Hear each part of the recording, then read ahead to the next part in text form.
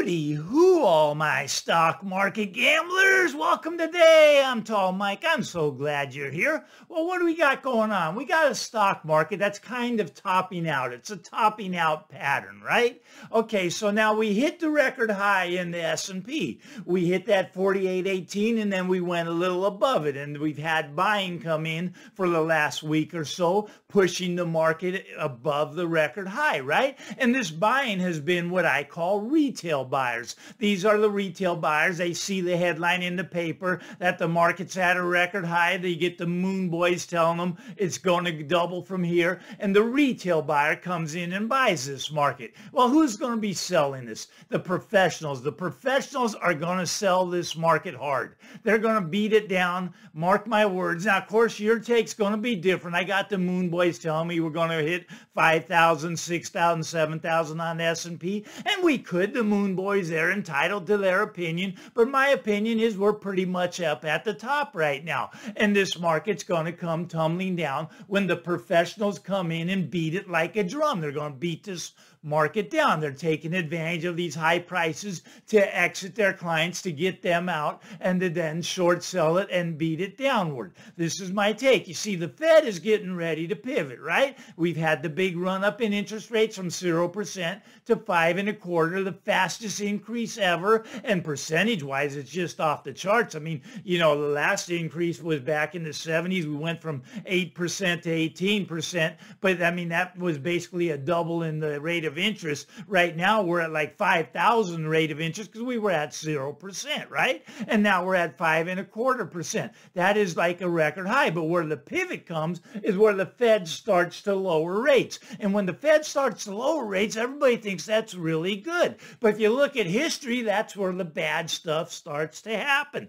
That's where the unemployment numbers spike up. That's where the recession comes in. That's where the stock market goes down. The bear market happens after the pivot, not before the pivot, after the pivot. And we're getting to the point of the pivot, and I think we're at the top of the market, and I think we're going to be coming down from here. You'll also notice the insider selling in the corporations. A lot of insider selling. That's a sign that you've reached the top of the market. Now, everybody's entitled to their opinion, so the moon boys, they want to tell me it's going to double from here. That's fine. That's fine. I got my opinion. We're going to go lower from here. That's my take. All right, let's get over to what's going on in the real estate market. Funny story first to start off the real estate market. So this guy, this agent, he's like a broker like me, right? He's got this $5 million listing in Beverly Hills, $5 million. Well, he takes his client up to show the property, puts his key in the door, you know, to open it up, but his key doesn't work. There's someone living in the property. Matter of fact, quite a few people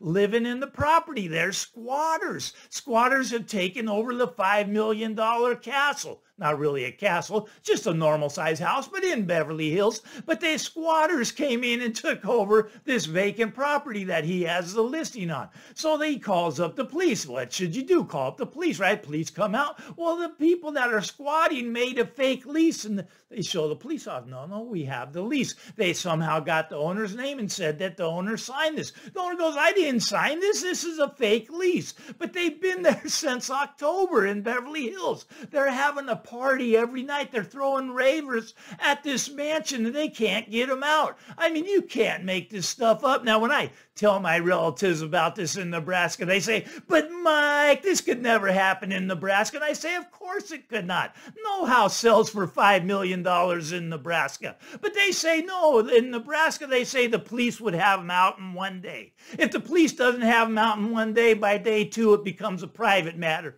And they take care of it in the private market. Now, does this stuff happen any other country in the world? No, it's happening in the United States right now. We got to take our country back. This isn't right. You got squatters living in $5 million houses in Beverly Hills since October. They can't get them out because, well, Governor Newsom says they have rights. I don't know. That's just a funny one. All right, let's get over to something that I misquoted on in a couple episodes ago. I said the bank term funding program had been extended for a year. Now, I misunderstood. The bank term funding program did not get extended. What got extended for another year is the loans do not have to be paid back for another year. You see, when Silicon Valley Bank went down, they started the bank term funding programs where you could bring your bad assets to the Fed and the Fed would give you 100%, even though they're worth 50%. The Fed would pay you the full amount, and you wouldn't have to pay them back for a year. What they extended a year is they got another year of the loans. The loans don't have to be paid back for another year. And you can still get a loan in the Bank Term Funding Program up to March 11th. It comes to an end in March 11th. All right. So March is a very interesting time in the banking industry, right? Every bank is insolvent out there. They're all insolvent, and we know this. The FDIC knows this. The FDIC has a list of somewhere between 100 and 1,000 banks that they expect to go under. Do they publish that list? No, because if we knew that list, we'd go take our money out of those banks now, and those banks would go under today. But it's going to be a process for those banks to go under. But March is kind of like the bank run season, right? There's going to be a run on the banks. The banks aren't going to be able to go to the Fed, although there's a couple other programs I'm sure they'll start up, because you see, this would be the first government program that ever, that was temporary, that really was temporary. Every temporary government program becomes permanent. And it's still not March 11th. They may make this a permanent program because they don't want the banks to just topple over. And believe me, there's going to be a run on the banks, and the banks are going to start to fall again. That's just my take. The banks are not solvent. Now, it's only $120 billion in this program that is loaned out to the banks right now. But if they didn't have that $120 billion, they would have already gone under, because they got to borrow the money so they can avoid the bank runs, so they can have the money to pay you back. You see, the banks are not solvent. They're insolvent. They're going to go under, and the FDIC does not have the money to bail them out. Okay, that's the banks, right? But we also got the pension funds. The pension funds, now this is interesting. See, they're doing the same thing as the banks. What are the pension funds? Well, you pay into the pension fund, right? And the pension fund is supposed to be your retirement account. They're supposed to pay out the money to you. But they invest in the same thing the banks did. They invest in commercial real estate. What happened to commercial real estate? Down about 50%, so they lost the money, right? They don't have the money to pay off the pensions that they owe. They don't have the money. They invested in bonds, down about 30%. They don't have the money to pay off the pensions, right? Okay, so what are they doing now? They're taking on leverage, right? They're trying to catch up by taking on leverage. Say they don't have the money to make your pension payment, right? Now, some of you are still getting pension payments, but these are going to be cut in half, probably 75%. Some of them are just going to go down 100% without bank bailouts. Now, of course, without the Fed bailouts, so bank bailouts are something completely different. But either way, we're going to be the one bailing out, because when the Fed bails it out, that's us bailing out. When the Fed bails out the banks, that's us bailing it out again. Me and you are paying for this one way or the other. But you see, the pensions don't have any money unless they sell off their commercial real estate, right? And they don't want to sell it off because it's at half price. So what have they done? Well, let's just take CalPERS in California, right? CalPERS in California went and borrowed $31 billion. They don't want to sell their assets at half off. They don't want to do that. They want to hold on to those assets, and they're praying that they go back up. But they're not going to go back up. They're probably going to go down 70, 80%. Maybe they could get 50% right now. So I say it's a better idea that they sell these assets at a loss. But instead of that, they're taking on leverage by borrowing money. They borrowed $31 billion so they could make their payments. You see, the pensions are also insolvent. So we got the banks insolvent along with the FDIC, and we have your pensions insolvent. Now, all of this is going to have to be bailed out to the tune of trillions and trillions and trillions of dollars, and that's going to come from us, right? It's going to come from us in several ways: increased taxes, hyperinflation. We're going to get the hyperinflation coming on again. But here's the real problem. Now, okay, let's get to the housing market. Everybody loves when I talk about the housing market. Actually, I got a lot of haters because I always say we're going to have this 40% correction. We're going to correct back to the pre-pandemic prices, right? Okay, and I think that's reasonable. It's just the long-term average. We're up here, long-term average is down here. We're just going to come down to the long-term average. That's good, right? Okay, that's actually normal. Now, if it gets really bad, we're going to overshoot that long-term average, and we'll be down 50 or 60%. But I say probably only 40%. Maybe we're lucky. Maybe it's only 30%. Many areas, it's already starting to look like 30%. All right, but you see, what's going to bring that down? You see, what's going to bring that down is the homeowners that are insolvent. You see, there are homeowners out there that don't have any money. They cannot make their mortgage payment. Now, I can prove this to you. Okay, now they cannot make their mortgage payment. 10% of FHA loans are now in delinquency. 10%.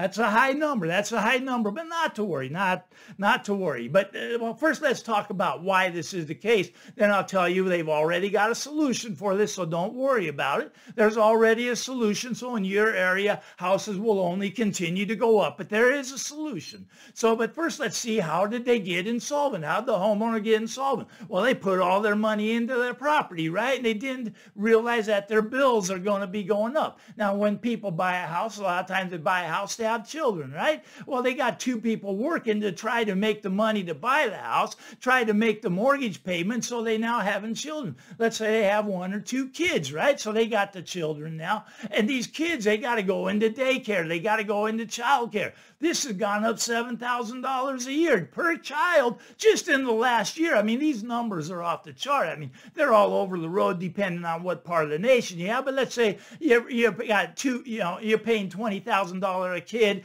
in daycare, and that's $40,000 a year. Well, you realize the average working person, it's only making like, I don't know, 59,000, something like that. Okay, so 40,000 of that goes to the child care. It's almost not worth that second person working. They should stay home and maybe raise the kids, but they can't because they got a mortgage. You see, they're insolvent if they stay home. They got to get out there and get every last dollar they can. And talking about kids being expensive, this is just funny. I'm a beach volleyball guy, right? And I mean, beach volleyball is like a free sport. Every 5 years I buy a new ball, costing me about $70 or so. But anyway, so I talking to these people, they're younger than me. They got kids now. Their kids range from 12 to 15 years old, let's say, maybe as low as 10 to 15, but they wanted to learn beach volleyball. So they put them in the beach volleyball club, right? I go, what does that cost? And my friend, there's a tryout, right? My friend was so happy that his kids made it.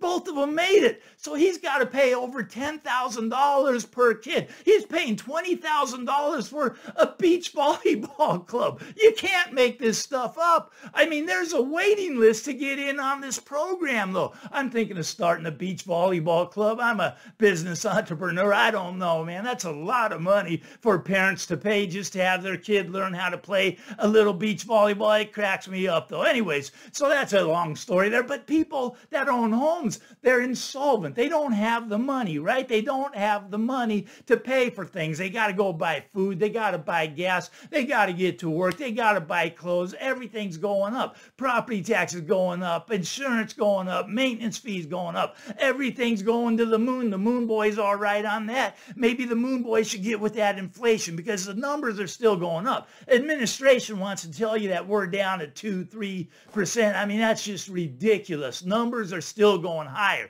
There aren't numbers coming down. The numbers are going up. Yes, they're going higher at a lower rate, but we have started to go higher again. This inflation is making the homeowner insolvent. So what are they going to do? Well, they're locked in at 2.8%. They can't refi. Refi would bring them up to that 7% number. So they can't refi. So what do they got to do? They can go out and get a HELOC loan. That's about 10, 11%, right? So they get the HELOC. So then they got the mortgage. They got the HELOC, but they're insolvent. But don't worry. Don't worry. The administration is going to save us again. They already got the plan. I call it the vote buying plan. You see, we got an election coming up in November, but here's their plan. Here's their plan. They're going to let everybody that's delinquent on an FHA loan, which is 10% of them, take $1,000 a month off your payment. $1,000 a month. Free money, right? Well, it's not really free money. They're going to tack that on after 5 years. Okay, so they get free $1,000 a month for 5 years and they tack it on at the end. Okay, this is a disaster waiting to happen, I'm telling you.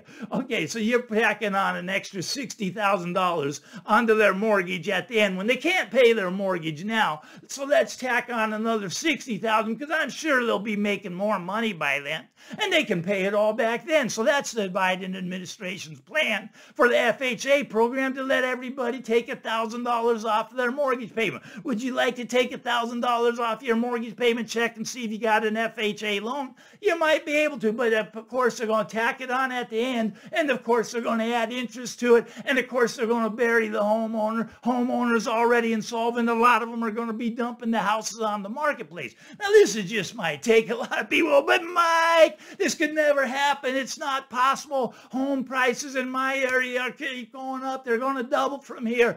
Listen to Dave Ramsey. Listen to Barbara Cox. rocking. We're going to the moon. If you like this stuff, give me the thumbs up. Why not? I'm Tall Mike. Get out there, everybody. Enjoy the day. Bye-bye now.